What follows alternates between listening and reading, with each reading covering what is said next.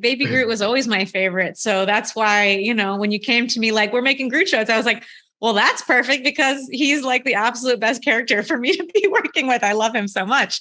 So I don't know. He's already my favorite. It would be hard to pick another one. Well, congrats on this series. It is so adorable, so fun. Where did this idea come from to do a short series surrounding baby Groot? We obviously knew we wanted to bring Baby Groot back to the screen in some way, shape, or form. You fall in love with him in Guardians 2, and then by the mid-credits, he's already a teenager. So we knew that there was a pocket of time that we could explore.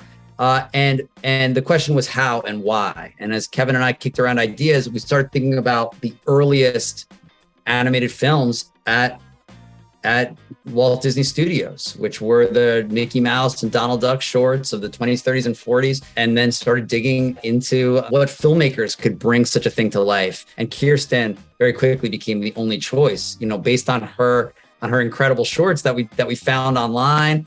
There is a situational storytelling that she brings, and like a real director's eye that we knew would be the perfect fit for I Am Groot. Kirsten, what was your favorite thing to expand on with Groot? It's just so much fun writing for him and just getting to know him through these 5 shorts where we just get dropped in at different points in his childhood. I mean, like, what better way to get to know a character, than just like dropping him into all these situations and seeing how he works his way out. Sometimes he's sweet and makes the right decision, and sometimes he's a bad baby and he maybe made a questionable choice, but that's all part of his character and who he is, which was it's an honor to be able to flesh this whole character out. Now, are you writing, because Groot obviously says I am Groot and not much else, are you writing what he's really thinking or saying in your scripts? We do have translations in the scripts for what he's actually saying, in keeping with what James Gunn started. I think he does that as well. I think that comes through regardless, just through the performance. Vin did a really, really incredible job in his vocal performance for Groot. Every I Am Groot that's in there is a unique I Am Groot that he recorded specifically for that moment. So there really is some nuance there. Do you have a favorite short that's in the series that you're excited for fans to see?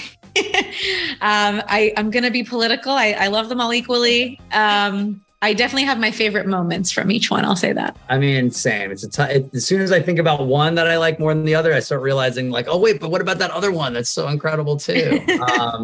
And really it's like, they're all so different and they play in different genres that it makes it even harder to choose. I know Groot is James Gunn's baby. He loves this character. How involved was he in the series, and what was the collaboration like with him working on this? It was great to have him involved. We had several meetings with him throughout the process. He gave us really fantastic notes once our stories were sort of fully fleshed out.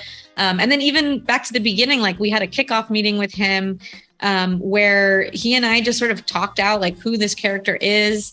And, he gave me some really crucial kind of tidbits to like how he would define Baby Groot. And I always kept those things in the back of my head as we were writing and throughout the end of the process, just to make sure we were really staying true to this character. Is there any other character you would love, like as a result of working on this, you're like, oh, it'd be cool to do if we did shorts about this character? Brad, you're shaking your head. I feel like something's in your mind. I just can't wait to hear what Kirsten's answer is going to be.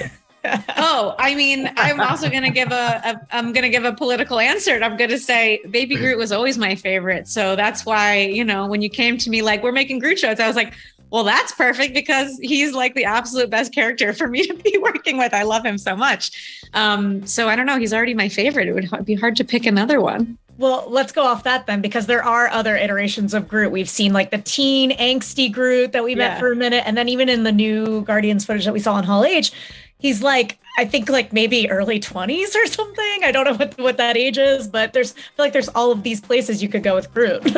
I will say I enjoy the Baby Groot character. I think he really speaks to me. It's like it's an age I can really relate to. I have a 3-year-old, so I'm like constantly every day taking inspiration from my daily life and my child. And I'm like, yes, that's, I see a lot of him in Groot.